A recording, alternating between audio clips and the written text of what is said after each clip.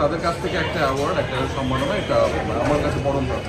কারণ তারা এই যে জায়গাটাতে কাজ করছে আমরা সকলে মিলে, এই কাজটাতে তাদের একটা অনেক বড় অবদান, তাদের অবদানের সাথে আমার কাছে। সজল ভাই, 2024 শেষ হলো, 25 শুরু হলো।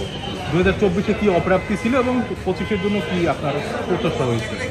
একদমই জেনুইনলি বলি, এটা কেউ বিশ্বাস করবে কি করবে জানি না, আমি আসলে খুব প্রাপ্তি অপ্রাপ্তি নিয়ে ভাবি না। কারণ জীবনটাই হচ্ছে আসলে এমন যে অনেক কিছু আপনি পাবেন, আপনি না চাইতে পারবেন, আবার অনেক কিছু আপনি অনেক চেষ্টা করেও পাবেন। তাই অনেক বেশি ভাবনার কোনো কারণ নেই।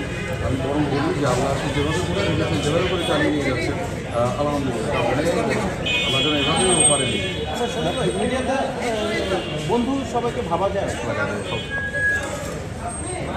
খুব কঠিন প্রশ্ন, সেটা আসলে মিডিয়া বলে আমি বলবো না, এটা আসলে সব ক্ষেত্রেই।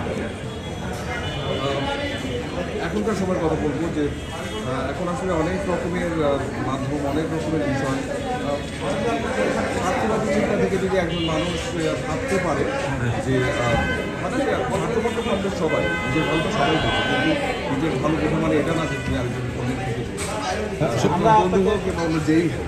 আমরা আপনাকে বেশিরভাগই রোমান্টিক নায়ক হিসেবে দেখি, সামনে কি রোমান্টিক